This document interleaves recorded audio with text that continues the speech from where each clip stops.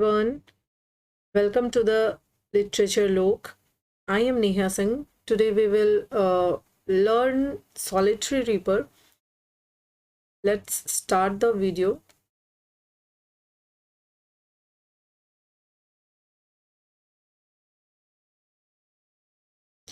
Solitary Reaper. चलिए pen मैंने ले लिया है, अब फटाफट से इसको पढ़ेंगे, लेकिन इससे पहले ये जान लेते हैं कि सॉलिटरी रीपर से जो क्वेश्चंस हैं वो किस तरह के फॉर्म होते हैं, क्योंकि जब हम किसी भी चीज़ को पढ़ते हैं तो उसमें से क्या चीज़ें पूछी जाती हैं ये जानना बहुत ज़्यादा ज़रूरी है। फर्स्ट थिंग जो है वो आपसे पूछा जा सकता है कि ये जो सॉलिटरी रीपर है ये कंपोज कब की गई थी, ठीक है, ये डेट पूछी जा सकती है। पब्लिश कब की गई थी ये डेट पूछी जा सकती है। एंड इसका इंस्पिरेशन क्या है, क्या इसका कोई इंस्पिरेशन है इस लिरिक का, इस पोएम का, ये आपसे पूछा जा सकता है। अगेन आपसे इस पोएम से रिलेटेड जो है यानी कि जो उसके स्ट्रक्चर हैं, चाहे मीटर हो चाहे उसके जो फॉर्म है, इससे रिलेटेड क्वेश्चंस आ सकते हैं। एंड मोस्ट इम्पॉर्टेंट जो क्वेश्चन बार बार एग्जाम में पूछा जाता है वो है इम्पॉर्टेंट लाइंस का। क्या है इम्पॉर्टेंट लाइंस का, बहुत ही ज़्यादा बार रिपीट किया गया है यहाँ से क्वेश्चन। तो हम line by line, one line भी स्किप नहीं करेंगे और बहुत ही डिटेल से इसको हम पढ़ने वाले हैं। चलिए इससे पहले कि हम पोएम को पढ़ते हैं इसके बारे में कुछ ज़रूरी फैक्ट देख लेते हैं जहाँ से क्वेश्चंस एग्जाम में पूछे जाते हैं। एक एक लाइन इसमें जो लिखी हुई है आप ये समझ लीजिए कि ये एक एक नंबर है, एक एक क्वेश्चन है। तो देखिए ये सबसे पहले आपको ये जो दिख रहा है, तो ये जो पोएम है ये पब्लिश कब की गई है ये आपसे पूछा जा सकता है। तो इसका जो पब्लिशिंग ईयर है इस पोएम का वो है 1807 में, और ये एक कलेक्शन में आया था। कौन सा कलेक्शन था? Poems in 2 volume. अब देखिए पोएम्स इन 2 वॉल्यूम ये जो पोएम्स का कलेक्शन है इसमें काफ़ी सारी पोएम्स हैं। इसमें कौन कौन सी पोएम है ये मैं आपको किसी वीडियो में पढ़ा दूंगी, बता दूंगी अलग से। तो मतलब जैसे होता है एक इंडिविजुअल अलग वीडियो इसके लिए नहीं लेकर आऊँगी, क्योंकि अदरवाइज़ आप बोर हो सकते हो, क्योंकि वहाँ पर सिर्फ फैक्ट ही हैं। तो ऐसा करूँगी मैं, जब कभी भी कोई इंपॉर्टेंट वर्क पढ़ा रही हूँ, कोई वर्क कंप्लीट करा रही हूँ, तो उस वर्क के लास्ट में मैं इस तरह की फैक्ट वाली चीज़ें आपको दे दूँगी, चाहे वो इनके वर्क्स की लिस्ट हो या फिर इनके जो कलेक्शन है उसके अंदर कौन कौन सी पोएम्स हैं। तो आपको पोएम्स इन 2 वॉल्यूम में कौन कौन सी पोएम है ये मैं आपको डेफिनेटली बता दूँगी। लेकिन आपको याद ये रखना है कि सॉलिटरी रीपर जो है वो पब्लिश हुई है 1807 में, और कलेक्शन कौन सा है? Poems in 2 volume. बहुत ही ज़्यादा इंपॉर्टेंट फैक्ट है, प्लीज़ इसको याद रखें। अब देखिए जैसा कि मैंने आपसे कहा था कि ये तो हमने इसका पब्लिश ईयर देख लिया, अब हम देखेंगे कि ये कंपोज कब हुई है, राइट, यानी कि इसको कंपोज कब किया गया है। तो इसका जो ईयर है वो है 1805, इसको आप लिख लीजिएगा। ये यहाँ पर टाइप करना मैं भूल गई, लेकिन इसको आप नोट डाउन कर लीजिएगा डेफिनेटली कि इसका जो कंपोजिंग ईयर है वो क्या है? 1805 है। अब आप कंफ्यूज बिल्कुल भी मत होइएगा इस फैक्ट से, यानी कि ये जो यहाँ पर 1803 लिखा है ये टोटली अलग है। ये बताती हूँ मैं क्या है। ये एक्चुअली इंस्पिरेशन की बात हो रही है, यानी कि इस पोएम को लिखने के लिए विलियम वर्ड्सवर्थ कहाँ से इंस्पायर्ड थे। तो देखिए ऐसा कहा जाता है, एक्चुअली इसके बारे में 2 मत है, लेकिन यहाँ पर हम जो सर्वमान्य है या ज़्यादातर लोग मानते हैं उसी के बारे में बात करेंगे। तो ये क्या है, ये देखिए वो इंस्पायर मतलब कैसे हुए थे कि उन्होंने ये पोएम लिखी थी। तो वो स्कॉटलैंड में, यानी कि सितंबर 1803 में वो स्कॉटलैंड में अपनी बहन डोरोथी के साथ थे, विलेज ऑफ स्ट्रेथायर में, ठीक है, विलेज ऑफ स्ट्रेथायर में वो वहाँ पर थे, जहाँ पर उन्होंने ये चीज़ें देखी थी और उससे क्या हुए थे, वो इंस्पायर हुए थे। तो इस जगह का नाम जो है आप याद रख सकते हैं। एंड लास्ट आपको ये भी ध्यान रखना है कि ये क्या है, ये किस टाइम पीरियड की बात हो रही है। तो ये 1803 की बात हो रही है। 1803 में वो इंस्पायर हुए थे, और ये प्लेस कौन था? स्कॉटलैंड था। आपको ये पोएम में देखने के लिए भी मिलेगा, जब आप पोएम डिटेल में पढ़ेंगे तो इस प्लेस का नेम आपको वहाँ पर देखने के लिए मिलेगा, स्कॉटलैंड, ठीक है। तो आपको ये प्लेस भी याद रखना है। और साथ ही साथ मैं आपको ये भी बता दूँ कि ये 3 जो ईयर है 1803, 1805 एंड 1807, ये इस पोएम से रिलेटेड बहुत ही इंपॉर्टेंट है। ये क्या है? ये इंस्पिरेशन ईयर है, यानी कि जब वो इंस्पायर हुए थे, ठीक है। एंड ये जो आपका 1805 है ये कंपोजिंग ईयर है, राइट। और ये जो 1807 है ये क्या है? ये पब्लिश ईयर है। तो ये तीनों डेफिनेटली याद रखिएगा। अब देखिए ये जो फैक्ट आपके सामने दिख रहा है ना, ये बहुत ज़्यादा बार रिपीट किया गया है एग्ज़ाम में, तो डेफिनेटली आपको इसको स्टार मार्क करना है। और ये है क्या एक्चुअली, ये है ये कि ये जो पोएम है इसमें वो जो गर्ल है जो गाना गा रही है वो किस लैंग्वेज में गा रही है। तो ये जो लैंग्वेज है ये कौन सी है, गैलिक लैंग्वेज है। ठीक है, ये आपसे एग्जाम में क्वेश्चन कई बार पूछा जाता है कि किस डायलेक्ट में वो गाना है, तो वो किस में है, गैलिक लैंग्वेज में। ये आप ध्यान रखेंगे, गैलिक डायलेक्ट में। ये आप बहुत ज़्यादा इंपॉर्टेंट फैक्ट है, इसको बहुत अच्छे से याद कर लीजिएगा। ये वाला फैक्ट भी बहुत आपको ध्यान रखना है। ठीक है, आगे बढ़ते हैं। देखिए, अगर बात किया जाए कि वो जो सॉन्ग है जो सॉलिटरी रीपर जो है वो गा रही है, एक्चुअली सॉलिटरी रीपर का मतलब क्या होता है, सॉलिटरी मतलब अकेली, रीपर मीन्स क्या होता है, फसल काटना, यानी फसल काटने वाली एक अकेली लड़की। ठीक है, ये टाइटल है पोएम का और इसी के बारे में पोएम भी है। तो वो जो लड़की है वो फसल काटते हुए क्या करती है, सिंगिंग करती है, गाना गाती है। और यहाँ पर यही बताया गया है कि वो गाना किसके बारे में है। तो एक्चुअली ऐसा जो राइटर हैं, हमारे जो ऑथर हैं विलियम वर्ड्सवर्थ, पोइट जो हैं, वो ये मतलब कि डेफिनेटली श्योर होकर तो नहीं कह पा रहे हैं कि वो किस बारे में गाना गा रही है, क्योंकि वो जो डायलेक्ट है, वो जो लैंग्वेज है, वो जो भाषा है, वो उनको समझ में नहीं आ रही है। लेकिन हाँ, वो एक जिसे बोलते हैं अंदाज़ा लगा रहे हैं कि वो जो सॉन्ग हो सकता है, वो हो सकता है किसी हिस्टोरिकल इवेंट के बारे में हो, यानी वो उसको डिस्क्राइब कर रही हो, उसके बारे में गा रही हो, किसी हिस्टोरिकल इवेंट के बारे में। या फिर हो सकता है वो the common fate of man, यानी इसके बारे में गा रही हो। या फिर सम डेडली बैटल और सफरिंग ऑफ ऑर्डिनरी लाइफ, यानी कोई जो डेडली बैटल है, बहुत ही भयावह जो युद्ध हुआ हो कभी पास्ट में या फिर फ्यूचर में उसके होने की संभावना हो, मे बी हो सकता है वो उसके बारे में उस सॉन्ग में गा रही हो। या फिर जो ऑर्डिनरी लाइफ, जो जन साधारण की जो लाइफ है, उसमें जो सफरिंग्स हैं कि व्यक्ति कितना सफ़र करता है, इसके बारे में, जीवन की जो सफरिंग्स हैं उसके बारे में वो उसमें गा रही हो। तो ये चीज़ आपको ध्यान रखना है, ये बहुत इंपॉर्टेंट फैक्ट है, ये आपको हेल्प करेगा पोएम को अंडरस्टैंड करने में। अब देखिए, ये जो है जैसा कि मैंने कहा था, पोएम के फॉर्म से रिलेटेड क्वेश्चंस भी आते हैं, स्ट्रक्चर एंड फॉर्म से। तो ये बहुत ही इंपॉर्टेंट फैक्ट हो जाता है। ये जो आपको दिख रहा है, इसमें कितने हैं, ये 4 स्ट्रेंजा हैं और कितनी लाइंस के, 8 लाइंस के। ठीक है, 1 2 3 4 स्ट्रेंजा है। ये 8 लाइन का है, ये 8 लाइन का है, ये 8 लाइन का एंड ये 8 लाइन का। ठीक है, अब आप इनको जोड़ लीजिए, कितना हो जाएगा, यानी कि 32 लाइंस हैं आपकी इस पोएम में। ठीक है, आप इसको बोल सकते हो, क्या बोल सकते हो कि इसमें 4 ऑक्टेव हैं, क्योंकि आपको पता है कि 8 लाइंस को क्या बोला जाता है, ऑक्टेव बोला जाता है। पता है देन वेल एंड गुड, अगर नहीं पता है तो हम जब फॉर्म्स ऑफ लिटरेचर पढ़ेंगे तो डेफिनेटली उसमें हम ये सारी चीज़ें डिस्कस करेंगे। तो आप ये ध्यान रखिए कि जो 8 लाइन होती हैं उनको हम क्या बोलते हैं, उनको हम बोलते हैं ऑक्टेव। राइट, क्या बोलते हैं, ऑक्टेव बोलते हैं। और इस तरह की ऑक्टेव यानी 8 लाइंस कितनी बार हैं, तो 4 बार हैं। राइट, यानी कि क्या हो जाएगा, 4 ऑक्टेव्स का इसमें यूज़ किया गया है। ठीक है, इसको आप बहुत अच्छे से ध्यान रखेंगे। और अगर बात किया जाए इसमें मीटर की, कौन सा मीटर यूज़ हुआ है, तो ये आगे अभी आपको दिखेगा। ये देखिए, ये जो मीटर है ये है आइएम्बिक टेट्रामीटर। ठीक है, टाइट आइएम्बिक टेट्रामीटर। राइट, आइएम्बिक टेट्रामीटर क्या होता है, डेफिनेटली इसको मैं figure of forms of literature में ही कवर करूँगी, मीटर में कवर करूँगी, क्योंकि यहाँ पर मैं डिफाइन करने लग जाऊँ तो ये काफ़ी बड़ा वीडियो बन जाएगा। और ये एक टेक्निकल टर्म है जो मैं आपको बता दूँगी, बहुत अच्छे से डिस्क्राइब कर दूँगी, ये मीटर के बारे में है। ठीक है, एक्चुअली छोटा सा आप अगर चाहो तो मैं बता भी सकती हूँ, लेकिन जल्दी से बताऊंगी।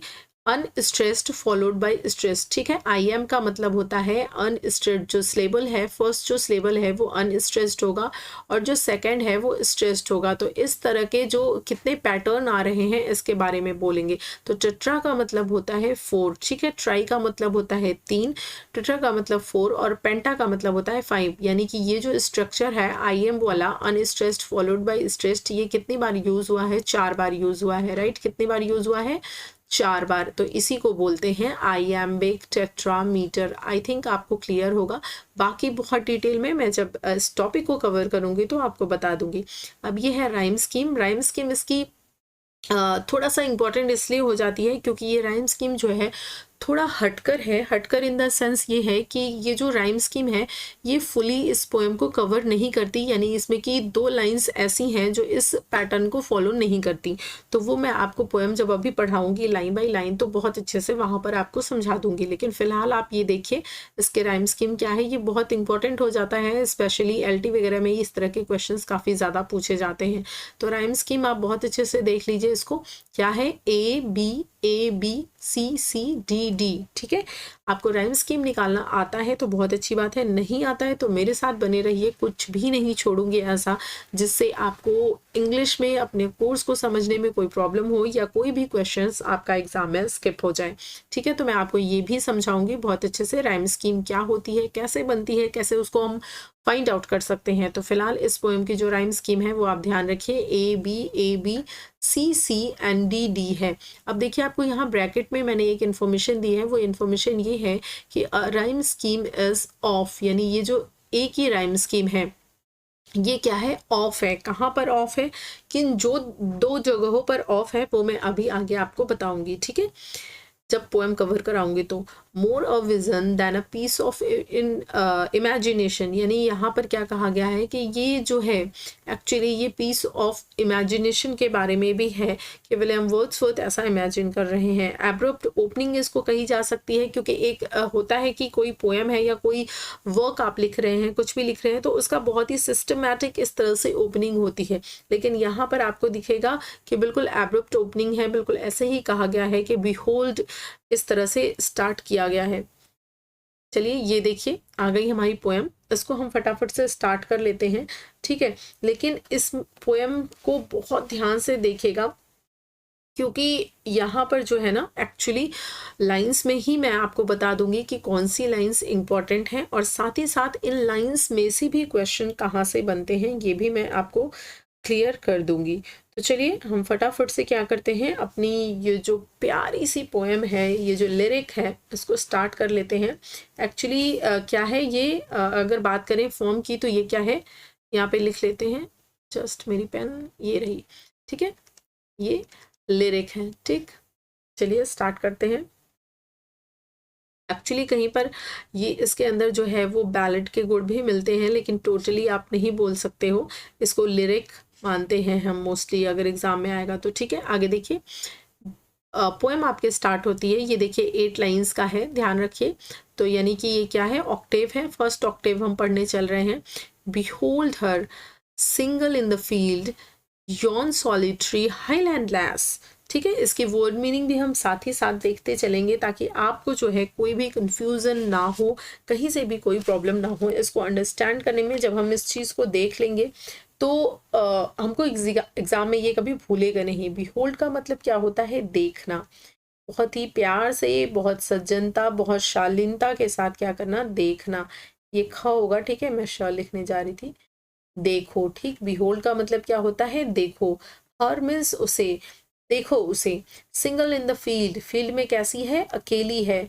यॉन सॉलिटरी हाईलैंड लैस, ठीक। ये लैस का मतलब क्या होता है, लैस का मतलब होता है लड़की, ठीक है, गर्ल, यानी कि ऐसी गर्ल जो कुंवारी है, ठीक है। आगे सॉलिटरी का मतलब होता है अकेली, राइट। आप मीनिंग नोट कर सकते हैं ये, या जो अपनी बुक है उसमें भी आप नोट कर सकते हैं या किसी पेज में ही लिख सकते हैं। ये यॉन का मतलब होता है यॉन्डर, राइट, यॉन्डर। यॉन्डर का मतलब होता है उधर, ये आप नोट कर लीजिए, बहुत ही इंपॉर्टेंट है क्योंकि कई बार क्या होता है, ऐसा आपने देखा होगा, पिछला जो एग्जाम हुआ था LT ग्रेड का, उसमें क्या किया था कि जो इस तरह से वर्क दिया हुआ है, पोएम है या कोई भी हम चीज़ पढ़ रहे हैं, बैलेड या किसी भी राइटर का है, उसमें क्या किया था, स्पेशली आई थिंक मिल्टन से पूछा था, वहाँ पर कोई एक वर्ड उठाकर पूछ दिया था।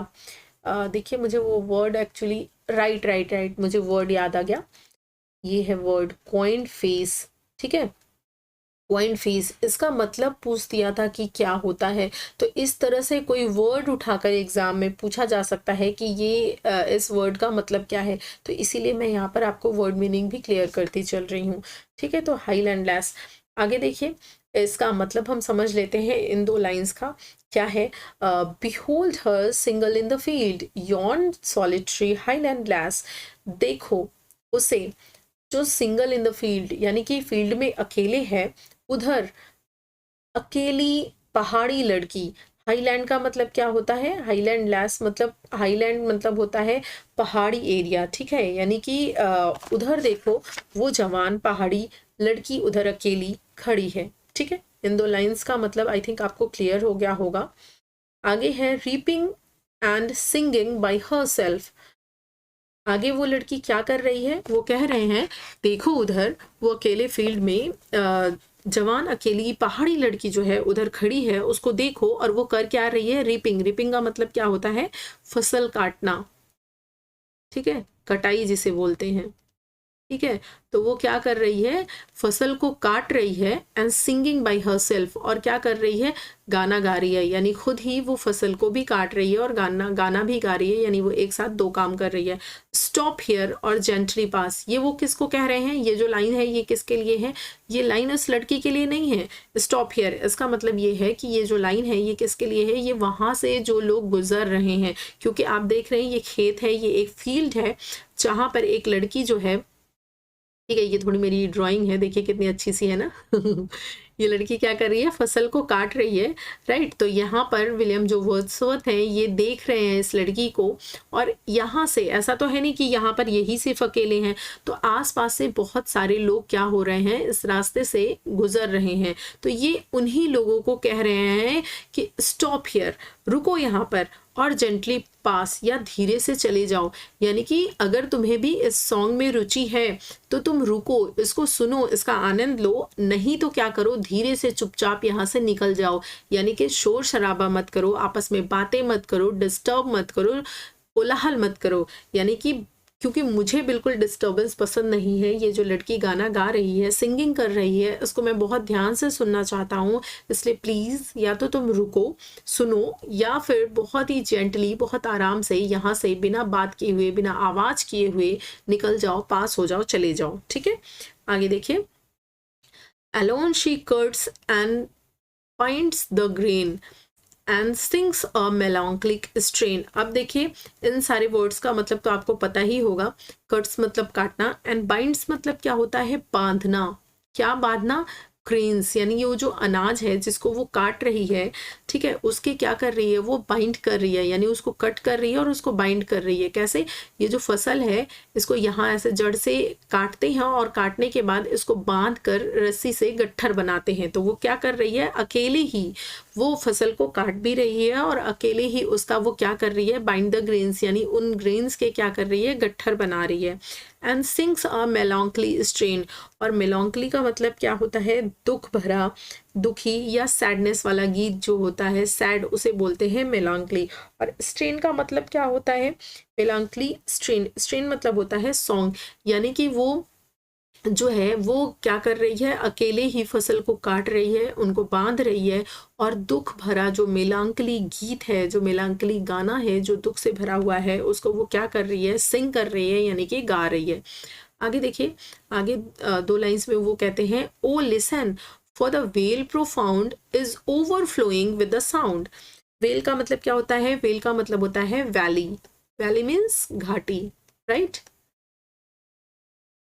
प्रोफाउंड, प्रोफाउंड का मतलब होता है जैसे कोई चीज गूंज रही हो, ठीक है। जब कोई ऐसी जगह होती है जहां पर बहुत शोर शराबा नहीं है, तो कोई जो आवाज है वो क्या करती है? गूंजती है, यानी वो आवाज ही हर जगह सुनाई दे रही हो, तो ऐसा लग रहा है। इसीलिए वो कह रहे हैं कि ओ लिसन, सुनो, ध्यान से सुनो, इस वादी में, इस घाटी में, इस वैली में, इस ओवरफ्लोइंग विद द साउंड, ये जो आवाज है वो पूरी ओवरफ्लो हो रही है। ये जो आवाज है पूरी इस घाटी में भर रही है, गूंज रही है, यानी चारों तरफ उसकी जो आवाज है वो फैल रही है। ओ लिसन, उसको ध्यान से सुनो। ये जो स्ट्रेंजा है ये आई थिंक आपको पूरा अच्छे से क्लियर होगा। एक बार मैं इसको क्लियर करके, इरेज करके समराइज कर देती हूँ, ठीक है। और अगर फिर भी कहीं कोई वर्ड, किसी वर्ड में, किसी लाइन में कहीं कोई कंफ्यूजन रह जाता है, तो डेफिनेटली बिना किसी हिचकिचाहट के कमेंट बॉक्स में कमेंट करके आप उसको पूछ सकते हैं। मैं डेफिनेटली आंसर करने की कोशिश करूंगी। तो देखिए, ये जो स्ट्रेंजा है यहाँ पर यहाँ पर जो आपके राइटर हैं, जो आपके ऑथर हैं विलियम वर्ड्सवर्थ, वो ये कह रहे हैं, वो जो गुजर रहे हैं रास्ते से तो उन्होंने क्या देखा, एक लड़की को देखा जो कि सिंगल है, फील्ड में अकेली लड़की है, वो फसल को काट रही है, द सॉलिटरी रीपर, ठीक है, अकेली फसल काटने वाली लड़की इस टाइटल का मीनिंग है। तो वो ये कह रहे हैं और लोगों से जो वहां से आसपास गुजर रहे हैं, कह रहे हैं बिहोल्ड हर, देखो उसको, वो कुंवारी पहाड़ी अकेली लड़की वहां फील्ड में अकेली, ठीक है, देखो उसको। रिपिंग एंड सिंगिंग, यानी वो क्या कर रही है, वो फसल को काट रही है और गाना गा रही है, ठीक है। उसके बाद वो कह रहे हैं जो वहां के आसपास के लोग गुजर रहे हैं उनसे कह रहे हैं स्टॉप हियर, आप भी यहाँ पर रुक जाओ, सुनो, या फिर आप यहाँ से जेंटली पास हो जाओ, बिल्कुल आराम से चले जाओ, बिना आवाज किए हुए, बिना बात किए हुए, बिना किसी तरह का कोई डिस्टर्बेंस किए हुए। वो लड़की अकेले ही फसल को काट रही है, फसल को बांध रही है, बाइंड कर रही है उन ग्रेन्स को, और एक मेलांकली दुख भरा गीत गा रही है। और ये जो दुख भरे उसके गीत की ये जो आवाज है, ये जो साउंड है, ये पूरा ओवरफ्लो हो रहा है, यानी फैल रहा है कहाँ पर, इन वादियों में, इन घाटियों में, ठीक है, प्रोफाउंड यानी गूंज रहा है। वो सुनो, इन आवाजों को सुनो, इन मेलांकलिक साउंड को, इस आवाज को सुनो, जो उसकी आवाज है, जो उसके गीत की आवाज है, वो क्या है, हो रही है पूरी घाटी में जो है वो फैल रही है। आगे बढ़ते हैं, देखिए अगला स्ट्रेंजा जो है, यहाँ से इस स्ट्रेंजर से जो है क्वेश्चंस आपके पूछे जाते हैं। कैसे पूछे जाते हैं इसको कवर कराने के बाद मैं आपको बताती हूँ, ठीक है। देखिए, no nightingale did ever chant more welcome notes to weary band of travelers in some shady haunts among Arabian sands। ठीक, इतने का मीनिंग हम साथ में देखेंगे। नो नाइटिंगेल, नाइटिंगेल का मतलब तो आप समझ ही रहे हैं, नाइटिंगेल बर्ड है, ठीक है, इसके बारे में इन्होंने बात की है, और यहाँ पर इन्होंने कुकू बर्ड के बारे में बात की है। ये दोनों ही अपने गाने के लिए, नाइटिंगेल और कुकू बर्ड, बहुत ज़्यादा फेमस है। तो ये तुलना कर रहे हैं, कंपेयर कर रहे हैं इन दोनों बर्ड्स के जो सॉन्ग है उसको उस लड़की से, वो जो सॉलिटरी रीपर है उस लड़की के गाने से कंपेयर कर रहे हैं, और कंपेयर करके इन दोनों बर्ड्स की तुलना में उसके गाने को ज़्यादा बेस्ट बता रहे हैं। तो वो ये कह रहे हैं no nightingale did ever chant, को किसी भी नाइटिंगेल ने इस तरह का इतना सुंदर गाना कभी नहीं गाया होगा। More welcome notes to the weary bands, यानी जो आप ये कह लीजिए जो थके हुए बंजारे हैं, जो थके हारे हुए बंजारे हैं, जो अरेबियन सैंड से, है ना, जो ट्रैवलर्स हैं जो आते हैं और सम सैडी हॉन्ट, और वहाँ पर वो रुक कर क्या करते हैं, आराम करते हैं, उनके लिए ये जो नाइटिंगेल है जो गाना गाती है, वो गाना भी इतना सुंदर कभी नहीं रहा है जितना कि इस लड़की का जो ये गाना है, जो सॉन्ग है, वो इतना अच्छा है, इतना मिलांकलिक, इतना सुंदर है, ठीक है। तो वो कंपेयर कर रहे हैं नाइटिंगेल से कि कभी किसी नाइटिंगेल ने भी इतना अच्छा गाना किसी वियरी बैंड्स के लिए, यानी थके हुए लोगों के लिए नहीं गाया होगा। वो कैसे थके हुए लोग हैं, ऑफ ट्रैवलर्स, ऐसे यात्री जो थके हुए हैं, क्या, अरेबियन सैंड्स के, ठीक है, जो यहाँ पर क्या कर रहे हैं, सम सैडी हॉन्ट, यानी वहां पर जो आराम कर रहे हैं, यानी ये जो थके हुए लोगों, ये जो थके हुए लोग हैं, ये जो थके हुए ये यात्री हैं, ये जब यहाँ पर रुक कर आराम करते हैं तो वहां पर ये जो नाइटिंगेल गाना गाती है उसका गाना भी इतना अच्छा नहीं है जितना कि इस सॉलिटरी रीपर का है, ठीक। आगे देखिए, a voice so thrilling never was heard, इतनी थ्रिलिंग, इतनी रोमांच से भरी हुई जो आवाज है, वॉइस है, ये मैंने कभी नहीं सुनी, ठीक है। थ्रिलिंग का मतलब क्या होता है, रोमांच से भरी हुई आवाज, ठीक है। तो आप यहाँ रोमांच लिख सकते हैं, ठीक। और सैंड का मतलब तो है, पता ही है, रेगिस्तान है, अरेबियन मतलब अरब के सैंड्स, ठीक है।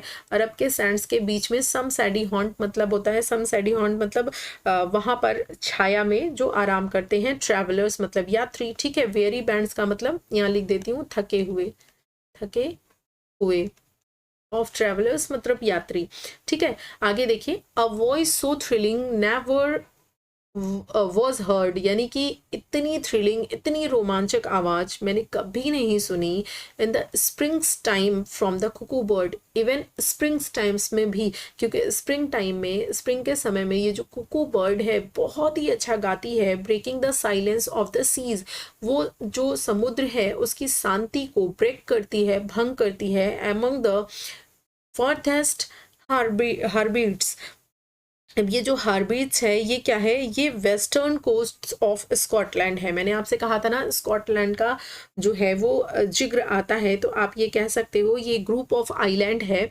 कहाँ पर, ये नॉर्थ वेस्ट ऑफ स्कॉटलैंड में है। तो आप लिख सकते हो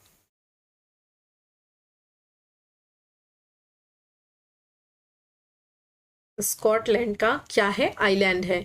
ठीक, ये जैसे ये वर्ड देकर आपसे एग्जाम में पूछा जा सकता है, या फिर वियर इवेंट का मतलब आपसे पूछा जा सकता है। ठीक है, तो ये सब चीज़ें आपको जो है ध्यान रखनी है।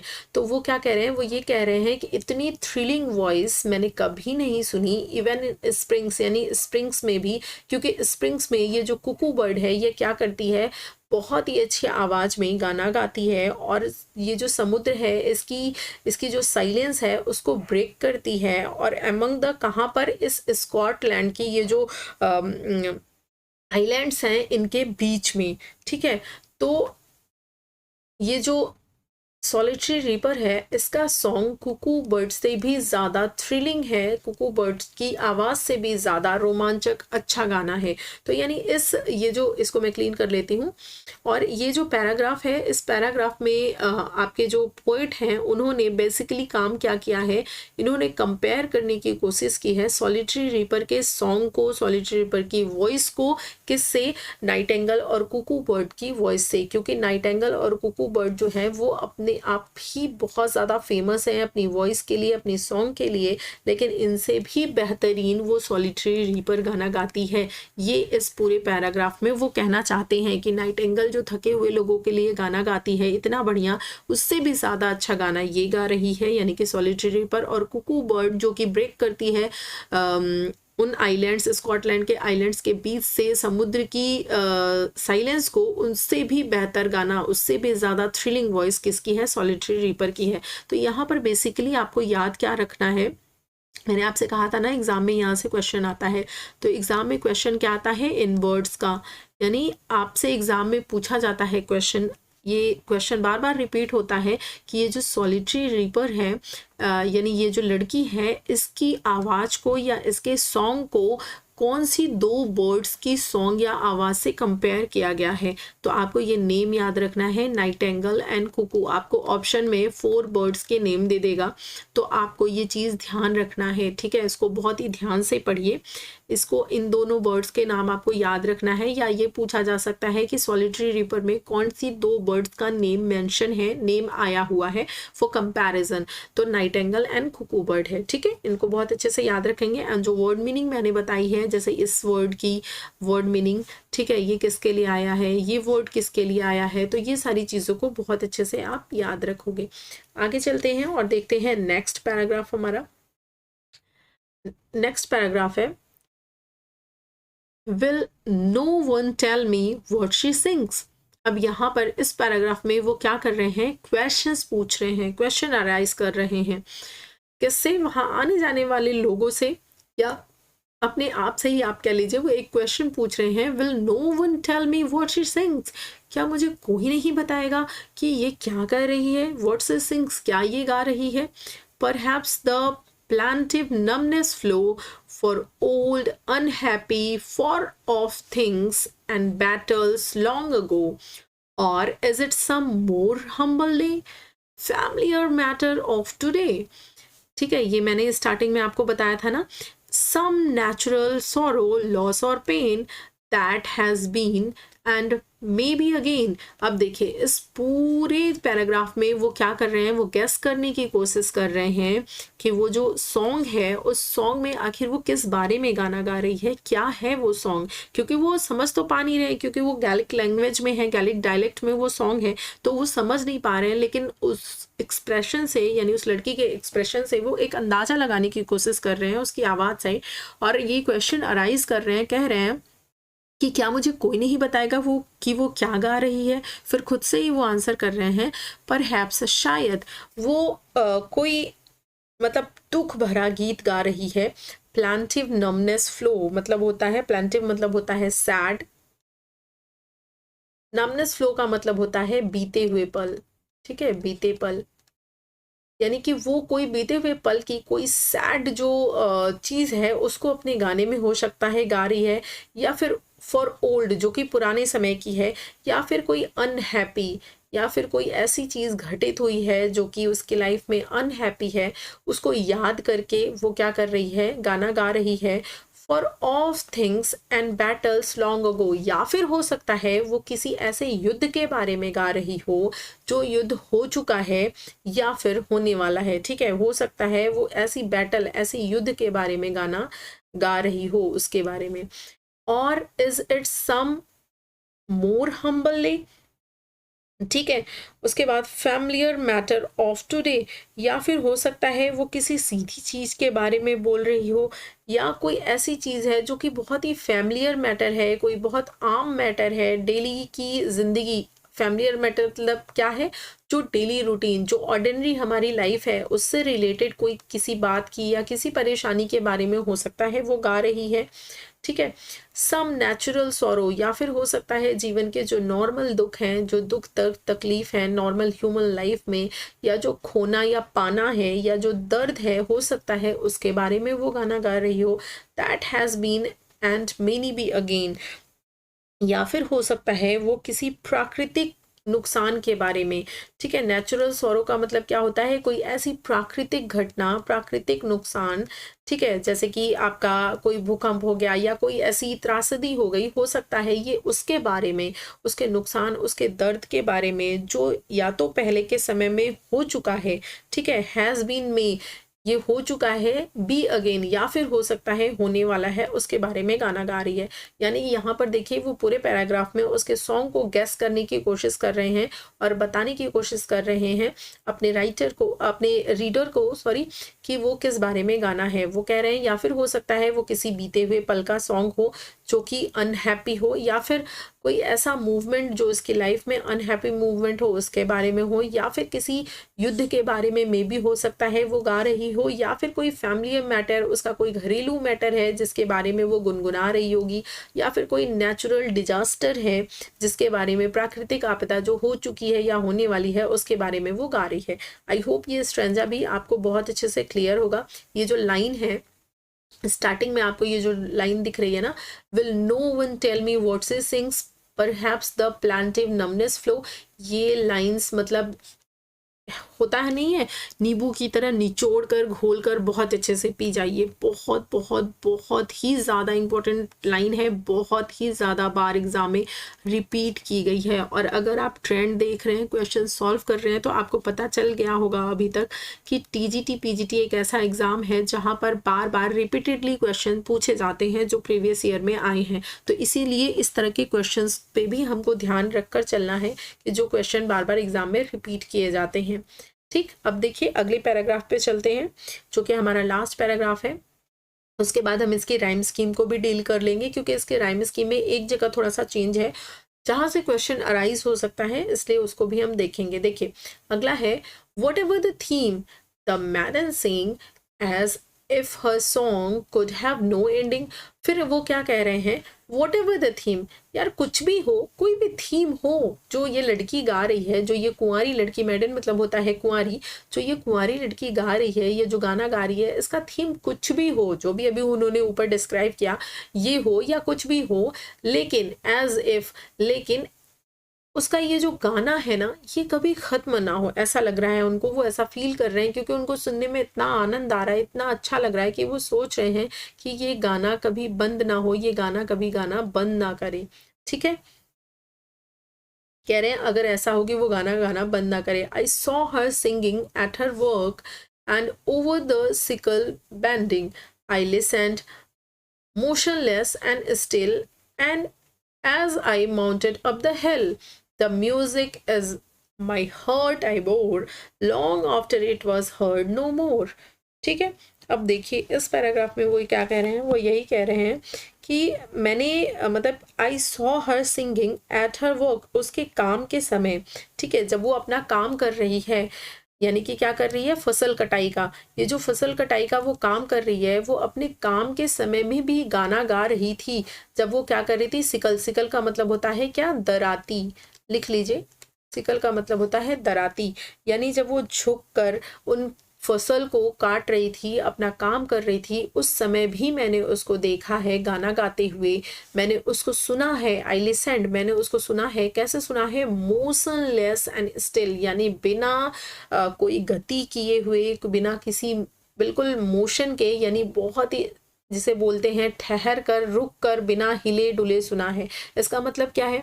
हिले डुले का मतलब, इसका मतलब ये है कि बिना किसी डिस्टरबेंस के मेरे माइंड में और कोई थॉट आया ही नहीं है, किसी भी तरह से मैं डिस्टर्ब हुआ ही नहीं हूँ, ना ही अंदर से अपने दिमाग से या फिर बाहर के वातावरण से, क्योंकि मैं इतना ज़्यादा उसके सॉन्ग में खो गया हूँ कि बिल्कुल मोशनलेस और बिल्कुल स्टिल तरीके से मैंने उसके सॉन्ग को क्या किया है? सुना है। ठीक है। And as I mounted up the hill, कब सुना है उन्होंने? जब वो हिल पर ऊपर की तरफ जा रहे थे, चढ़ रहे थे, तो यहाँ फसल काट रही थी वो लड़की, तब उन्होंने क्या किया है? उस सॉन्ग को सुना है। The music in my heart I bore long after it was heard no more, ये जो गाना है ये मेरे दिल दिमाग में इस तरह से भर गया है, बिल्कुल मतलब इसने मेरे जो हर्ट है उसमें बहुत ही गहराई में जाकर जगह बना लिया है। ठीक है। जो कि जब वो आगे बढ़ते चले जा रहे थे तो उनको क्या है? Long after it was heard no more, यानी कुछ समय के बाद ये क्या होगा? सुनाई नहीं देगा। इसलिए अभी क्या है? ये उनके दिल में इतनी जगह बना चुका है। यानी कि इस लाइन में देखिए वो क्या कह रहे हैं कि दिस म्यूजिक, ये म्यूजिक जो उसने गाया है उसने मेरे दिल में गहराई तक जगह बना लिया है, और कुछ समय के बाद इस गाने को मैं नहीं सुन पाऊंगा। क्यों नहीं सुन पाऊंगा? क्योंकि हो सकता है वो गाना बंद कर दे या वो चलते चलते काफ़ी दूर तक निकल जाएं। ठीक है। तो ये था पूरा आपका स्ट्रेंजा। आई होप मैंने अपने तरफ से पूरी कोशिश की है कि एक एक वर्ड को, एक एक लाइन को बहुत अच्छे से एक्सप्लेन कर पाऊँ, समझा पाऊँ। अगर आपको अच्छा लगा है, आपको एक्सप्लेनेशन समझ में आया है, तो डेफिनेटली प्लीज़ इस वीडियो को लाइक करिएगा, सब्सक्राइब करके इस फैमिली का पार्ट बन जाइएगा, क्योंकि इस पे मैं पूरा कोर्स कवर करवाऊंगी और एक एक चीज़ आपको दूंगी जो एग्ज़ाम में आपके लिए बहुत ही बेनिफिशियल होगी। और इस पूरी सीरीज़ को जो मैं चलाने वाली हूँ, पूरा जो कोर्स है, इसको आप करके चले जाते हैं तो ये आपके लिए बहुत ही ज़्यादा मतलब एक तरह से कह लीजिए मास्टर स्ट्रोक होगा। ठीक है। तो इसको कर लीजिएगा। अब हम फटाफट से बात कर लेते हैं, जो कि मैंने आपको कहा था, प्रॉमिस किया था कि मैं आपको इसकी राइम स्कीम बताऊंगी। देखिए राइम स्कीम तो मैंने आपको बता दी थी। क्या है राइम स्कीम इसकी? ए बी सी और डी।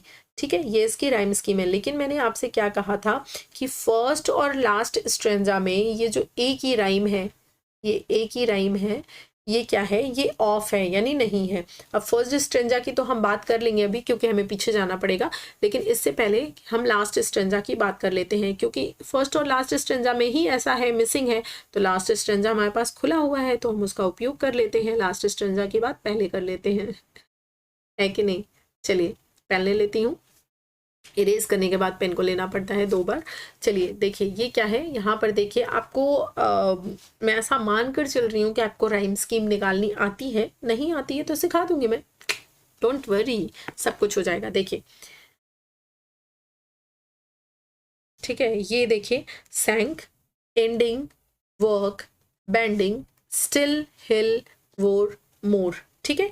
राइम स्कीम आपको निकालने के लिए लास्ट के ये जो वर्ड है इनको पढ़ना पड़ता है। जब आप इनको पढ़ते हो, इनका उच्चारण करते हो, बोलते हो, तो आपको क्या लगता है? आपको लगता है ये जो वर्ड्स हैं वो क्या कर रहे हैं? राइम कर रहे हैं, यानी एक जैसा साउंड जो है वो प्रोड्यूस कर रहे हैं।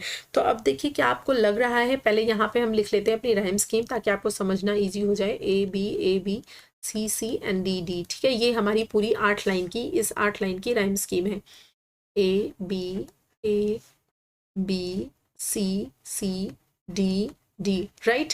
लेकिन क्या कहा गया है कि फर्स्ट एंड लास्ट स्ट्रेंजा में ये जो ए का साउंड है ये मिसिंग है। अब हम इसको चेक कर लेते हैं क्या ये सही है कि नहीं। जो मैं कह रही हूँ अपनी बात को प्रूफ करती हूँ। देखिए ये जो सैंग है, ठीक है, ये राइम होना चाहिए किसके साथ? वर्क के साथ। जब ये वर्क के साथ राइम करेगा तभी तो ये ए का साउंड सेम निकलेगा। ठीक है, लेकिन ये क्या है? यहाँ पर राइम नहीं कर रहा है, यानी यहाँ पर ये क्या है? मिसिंग है। यही मैं आपको प्रूफ करने की कोशिश कर रही हूँ। जबकि आप देखिए बी का साउंड राइम कर रहा है। बोलकर देख लीजिए, एंडिंग बेंडिंग, एंडिंग बेंडिंग। बोलिए, एंडिंग बेंडिंग राइम कर रहा है ना। सेम एज स्टिल हिल राइम कर रहा है, यानी ये सी कॉमन हो गया। उसके बाद देखिए बोर मोर राइम कर रहा है, राइट, तो ये आपका डी हो गया। लेकिन यहाँ पर क्या नहीं राइम कर रहा है, सैंग और आपका ये जो बैंडिंग है ये कहीं से भी राइम नहीं कर रहा है, यानी एक ही जो ये राइमिंग है ये लास्ट स्ट्रेंजा में मिसिंग है। अपनी बात को मैंने प्रूव कर दिया। अब चलते हैं फर्स्ट स्ट्रेंजा पे, लेकिन इससे पहले मैं आपको दिखा दूं इसके पहले वाला। ए भैया आ जाओ यार, हाँ ये राइट चेंज हो गया, इसको क्लीन करते हैं, क्योंकि ए का साउंड पूरी पोयम में ऐसा नहीं है, मिसिंग नहीं है। इस बात को भी तो मुझे प्रूफ करना पड़ेगा, नहीं तो आप कहाँ मानने वाले हो मेरी बात को, है ना, मान जाओगे। अरे यार बहुत अच्छी बात है फिर तो, लेकिन नहीं, देखिए कर लेते हैं। सिंग्स, फ्लो, थिंग्स, अगो, ले, डे, पेन, गेन, राइट। अब पहले तो जो जो बिल्कुल अच्छे से राइम कर रहा था हमारा स्ट्रेंजा नंबर 4 में, पहले उसको देख लेते हैं। तो बी का साउंड फ्लो, अगो, ठीक है, ये राइम कर रहा है, राइट। अब देखिए ले, डे, सी भी राइम कर रहा है, पेन, अगेन, ये आपका डी भी राइम कर रहा है। अब हमको चेक करना है ए का साउंड, ये क्या राइम कर रहा है, ये हम थर्ड स्ट्रेंजा पढ़ रहे हैं, राइट, ये थर्ड स्ट्रेंजा है। पेन कहाँ गई मेरी, ये रही, राइट, ये थर्ड स्ट्रेंजा है। तो सिंग्स थिंग्स बोलकर देखिए राइम कर रहा है ना, यानी कि यहाँ पर ए का जो राइम है वो राइम कर रहा है। तो कहाँ पर नहीं कर रहा है, सिर्फ फर्स्ट और लास्ट में। अब मैं आपको सीधे फर्स्ट वाला ही दिखाती हूँ, क्योंकि सेकंड वाले में भी राइम कर रहा है। अगर आपको देखना है तो देख लीजिए, चैंट, हॉन्ट राइम कर रहा है ना ए का साउंड, लेकिन ये देखिए ये फर्स्ट स्ट्रेंजा है, यहाँ पर राइम नहीं कर रहा है। फील्ड, लैस, हरसेल्फ, पास, ग्रेन, स्ट्रेन, प्रोफाउंड, साउंड बोलकर देख लीजिए। पहले बीबी का मैच कर लेते हैं। लास्ट पास कर रहा है ना, तो ये बीबी का साउंड मैच कर गया हमारा। फिर उसके बाद गेन, स्ट्रेन, सी मैच कर गया। प्रोफाउंड साउंड डी मैच कर गया। अब ए को देख लेते हैं। फील्ड, हरसेल्फ बोलकर देखिए राइम कर रहा है क्या, नहीं कर रहा है ना। इट मीन्स यहाँ पर जो ए का साउंड है वो राइम नहीं कर रहा है। तो मेरी जो बात थी वो प्रूफ होती है कि ए बी सी डी ये तो पूरी पोएम की राइम स्कीम है, लेकिन फर्स्ट स्ट्रेंजा में एंड लास्ट के स्ट्रेंजा में ये जो ए वाला राइम है ये क्या है, ये मिसिंग है, ये नहीं राइम कर रहा है, राइट। ये हो गया ऑल अबाउट पोएम के बारे में, मैंने आपको सब कुछ बता दिया है। एक चीज़ है, अगर आप देखो, आपसे हो सकता है एग्जाम में कभी पूछ लिया जाए कि इसकी थीम क्या है, तो इसकी थीम क्या है, ever lasting beauty and sorrow, ठीक है, ये इसकी थीम है। इसको आप अच्छे से ध्यान रख लीजिए। लाइंस मैंने आपको बता दिया कौन कौन सी इंपॉर्टेंट हैं, मैंने आपको ये भी बता दिया कि इसकी थीम क्या है, मैंने आपको राइम स्कीम बता दी, स्ट्रक्चर बता दिया, आपको सारी चीज़ें बता दी हैं, ठीक है। तो मैं ये होप करके चल रही हूँ कि आपको समझ में आ गया है। समझ में आ गया है तो आपको पता है क्या करना है, और मुझे पता है कि अगले वीडियो में हम मिलने वाले हैं किस टॉपिक के साथ। हम अगले वीडियो में मिलने वाले हैं किसी और अच्छी पोएम के साथ, लेकिन इसके साथ मैंने आपको प्रॉमिस किया था कि मैं आपको बताऊंगी कोई ऐसे फैक्ट के बारे में। तो आज हम पोएम्स इन 2 वॉल्यूम को ही देख लेते हैं। 2 मिनट लगेगा, ज़्यादा टाइम नहीं लगेगा। ये देखिए, ये है आपका जो कलेक्शन 1807 में आया था, क्या, पोएम्स इन 2 वॉल्यूम। इसमें इतनी पोएम्स हैं, ठीक, इनको आप देख लीजिए। फर्स्ट है द लीच गैदरर या रिजोल्यूशन एंड इंडिपेंडेंस, बहुत इंपॉर्टेंट है, यहाँ से काफ़ी क्वेश्चंस आते हैं एग्जाम में। सब कुछ हम डिटेल में कवर करेंगे, पहले ही इन्फॉर्म कर दूँ आपको। I wandered lonely as a cloud, यानी कि द डैफोडिल्स, यहाँ से भी खूब लाइंस पूछी जाती हैं एग्जाम में, काफ़ी भर के लाइंस आती हैं। तो डैफोडिल्स ये भी हम पढ़ने वाले हैं। ये भी किस कलेक्शन में आया था, 1807 के पोएटिक कलेक्शन में आया था। उसके बाद थर्ड है माई हार्ट लीप्स अप, इसका एक टाइटल और है क्या, रैम्बो, द रैम्बो, ठीक है।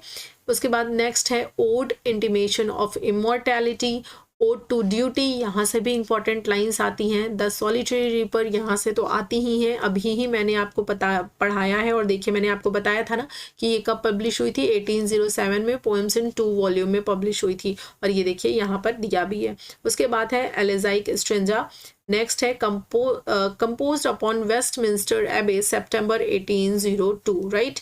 अगला है लंदन 1802। अब आप ये मत सोचिएगा कि लंदन 1802 है तो ये 1802 इसका पब्लिशिंग ईयर है, नहीं, ये इसका पूरा नाम ही है लंदन 1802। जो बच्चे काफ़ी दिन से तैयारी कर रहे हैं उनको तो ये सारी चीज़ें पता है, लेकिन जो न्यू हैं उनको ये सारी चीज़ें कन्फ्यूज़न हो सकती है। तो मैं इस चैनल पर बिल्कुल बेसिक से उन लोगों को ध्यान में रख कर पढ़ाऊँगी जो लोग बिल्कुल नए बच्चे हैं, पहली बार तैयारी कर रहे हैं, जिनको सब कुछ आता है, बहुत अच्छी बात है उनके लिए। देखिए, the word is too much with us, ये भी क्या है, ये भी कब पब्लिश हुई थी, 1807 में, पोएम्स इन 2 वॉल्यूम में। तो ये जो कलेक्शन है पोएम्स इन 2 वॉल्यूम में, इतनी पोएम्स हैं, इसको बिल्कुल याद कर लीजिए, रट लीजिए फिलहाल इतनी पोएम्स को, क्योंकि ये एग्जाम में बार बार पूछी जाती हैं कि ये कब पब्लिश हुई हैं, इनकी लाइन्स पूछ ली जाती हैं। तो इसमें से काफ़ी सारी पोएम्स जो है मैक्सिमम को हम डिटेल में लाइन बाई लाइन कवर करने वाले हैं, इंपॉर्टेंट लाइन्स इनकी देखने वाले हैं। तो देखिए, साथ ही साथ मैंने 2 चीज़ें आपको कवर करा दी। एक तो मैंने सॉलिटरी रीपर पूरा कवर करा दिया आपको बहुत ही डिटेल में। दूसरा मैंने आपको पोएम्स इन 2 वॉल्यूम जो कलेक्शन है विलियम वर्ड्सवर्थ का 1807 में आया था, उसमें क्या पोएम्स हैं इंपॉर्टेंट, उसके बारे में मैंने आपको चर्चा कर दिया है। चलिए, अपना ख्याल रखिए, बहुत अच्छे से पढ़ाई करिए, और कोई कंफ्यूजन हो तो डेफिनेटली पूछ लीजिएगा। कोई सजेशन है तो दिल से वेलकम है उस सजेशन का, क्योंकि जब भी किसी को आगे बढ़ना है, अपने आप को इम्प्रूव करना है, तो ज़रूरी है कि वो सजेशंस ले और उस पर काम करे।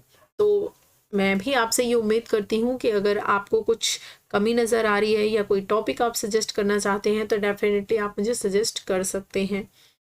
चलिए,